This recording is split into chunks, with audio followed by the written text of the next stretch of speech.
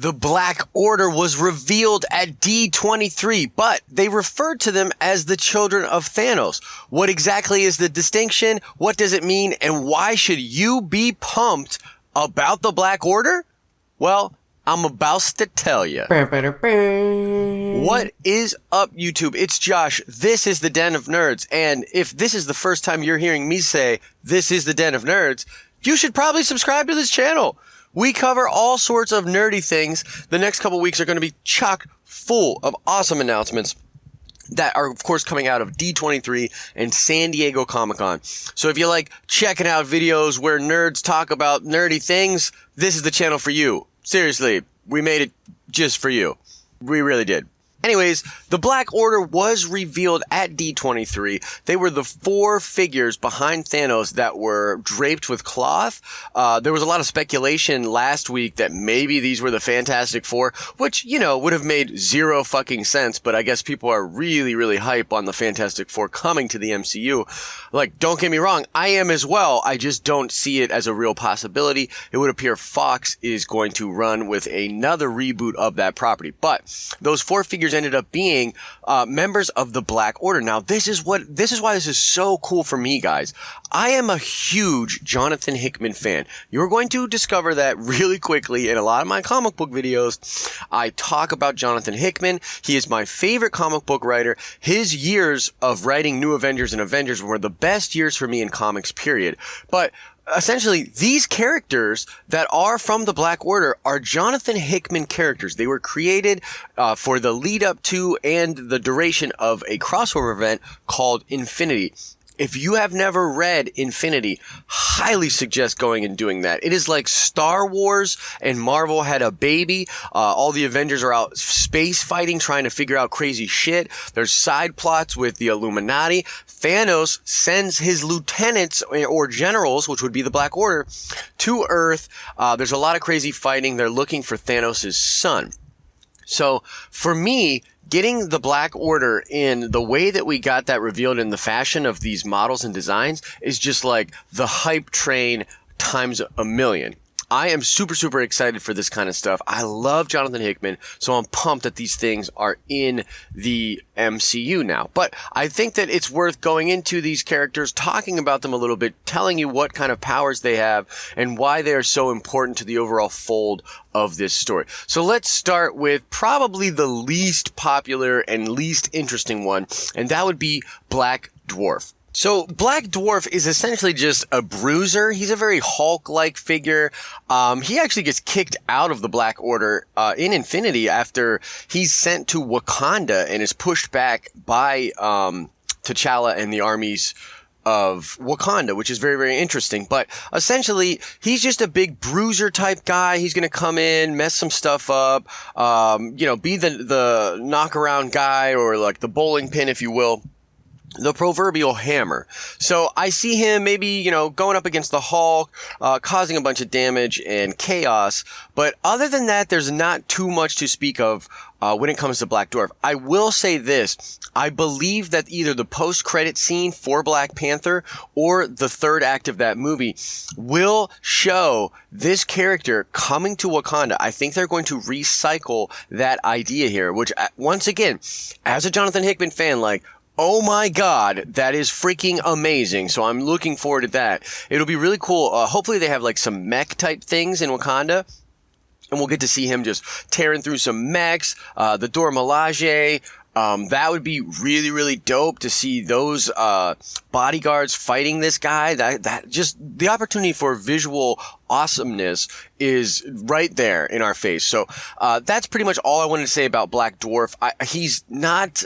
Like I said, he's not that interesting, guys, but I still think visually this is such a cool design. It's going to be great to see him in action, and I think that's going to happen in Black Panther. Now, let's go on to probably my personal favorite of the Black Order, and that would be Ebony Maw. Now, real quick side story here for just a second.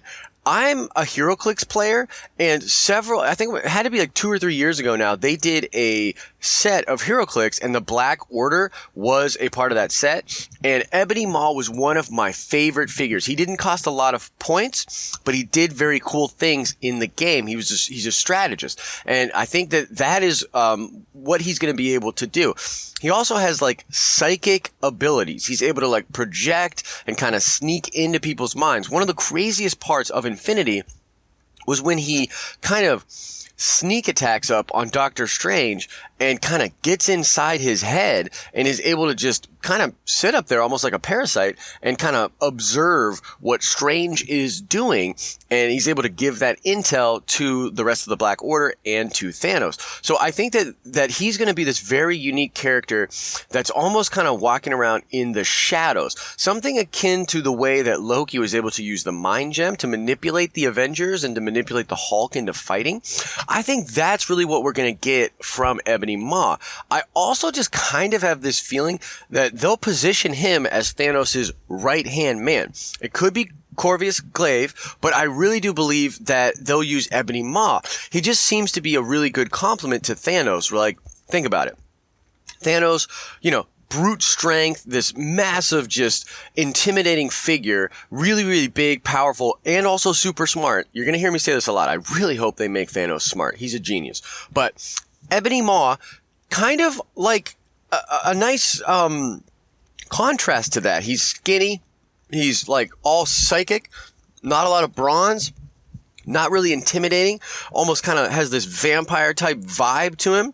And I think that could be really cool. I'm looking forward to hearing conversations between Ebony Maw and the Mad Titan. I think that could be really, really dope. Plus, he's just going to be able to really mess with the Avengers, get inside Tony Stark's head. I mean, for all we know, that vision that Stark has in Age of Ultron, that could have been even triggered by Ebony Maw or something similar, some kind of energy or magic that matriculates through the cosmos, maybe attached to him. I think that's very, very cool, and I'm looking forward to seeing him in action, so to speak. I believe, too, and I could be mistaken here, but I believe the photos from Infinity War that show Doc Strange being attacked and beaten, I believe that is Ebony Maw.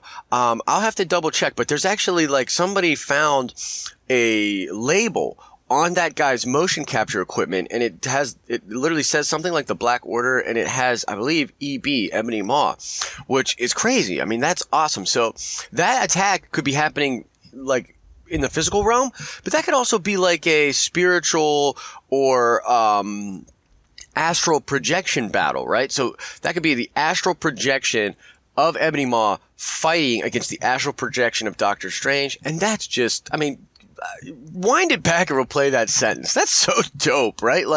Them actually fighting in astral form would be really, really cool. So that's one that I'm really, really personally excited for. But let's move on to the last two here. They are husband and wife, Proxima Midnight and Corvus Glaive. So let's get into it. We'll start with Proxima Midnight. Very, very strong, powerful lady. She has this spear that is able to cut things on the molecular level.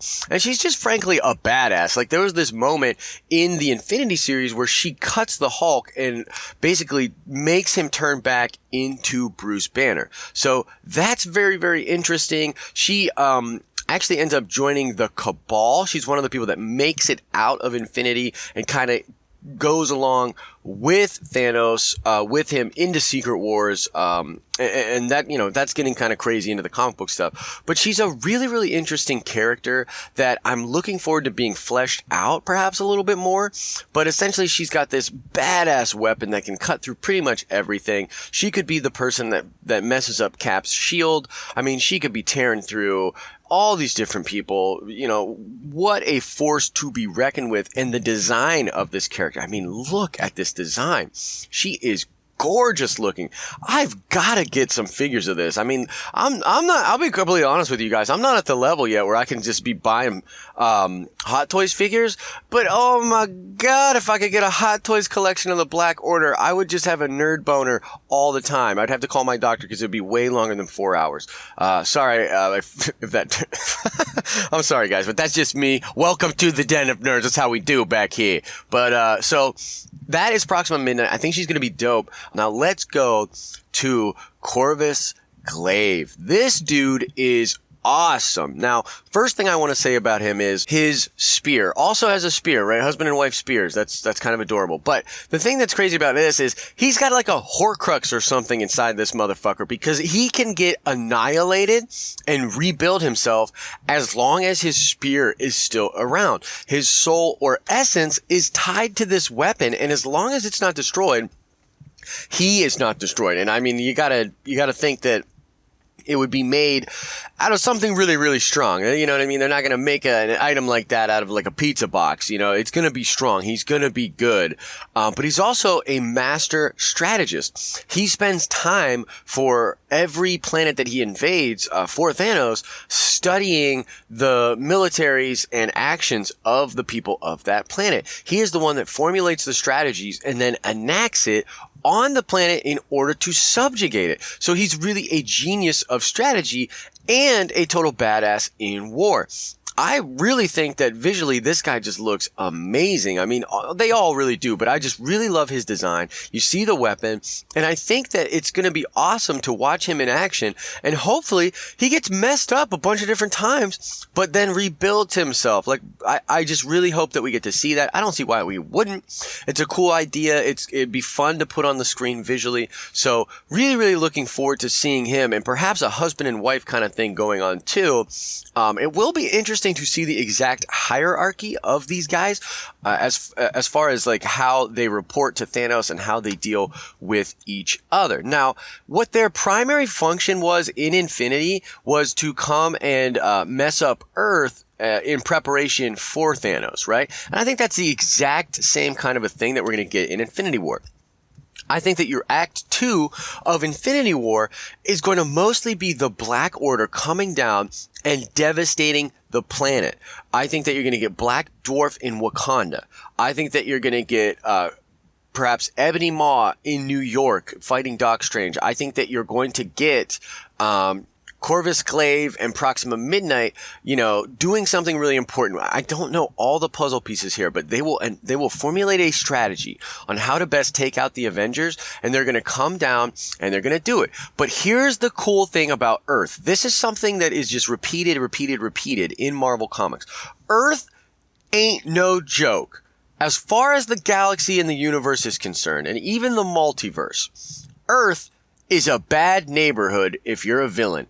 It is not a place that you just want to be rolling around. It is a place that the Phoenix Force goes and is beaten back. It is a place that the Shi'ar Empire comes to fight and is beaten back. It's a place the Skrulls invade and is beaten back. Are you hearing what I'm saying, guys? Earth's mightiest heroes. The Avengers ain't nothing to fuck with. Somebody make a t-shirt for that, please, and send it to me, by the way. That would be awesome. So here's the deal. I believe what's going to happen is that the Black Order's going to come down. They're going to start messing up Earth bad. The Earth fighters, including the Guardians of the Galaxy, are going to formulate a strategy, hold the line, battle them back, but at a great cost. Earth is already going to be messed up way before Thanos sets foot on the planet.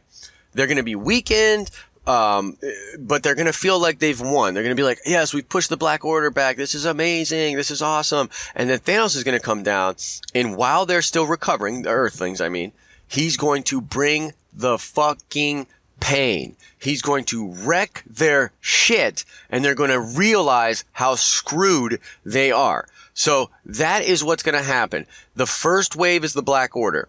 They're going to get beaten back probably, but formulate, you know, or really, really mess things up.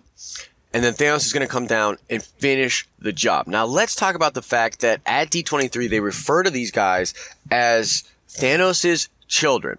So we'll see if they actually end up calling them the Black Order. I think that name will get dropped in there. And by the way, Marvel, hire actual nerds to do these sort of things. Those dudes that unveiled the Black Order at D23, they don't know dick about actual nerd shit. You can just tell, like, they don't know why these characters are awesome. They've probably never read a comic book in their life. So, like, yeah, Marvel, fix that shit, please. But I digress.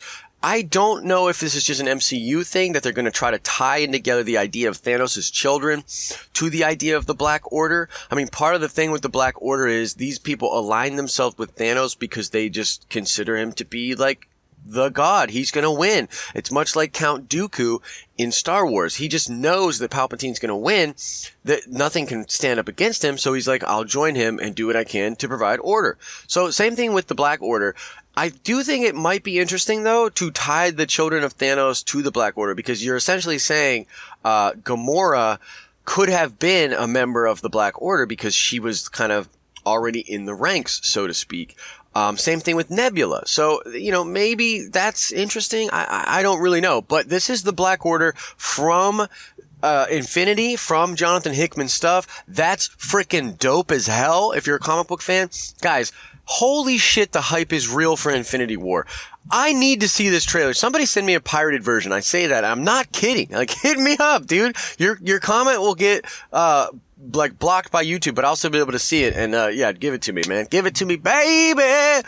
But that's all I've got for this video, guys. Just wanted to break down the Black Order, talk about their powers, talk about why it's so cool, why you should like them, and get just a little bit more hype building as we head towards San Diego Comic-Con.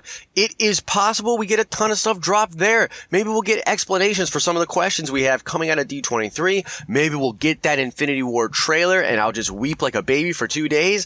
I don't know, but I'm looking forward to it as news rolls out of San Diego Comic-Con.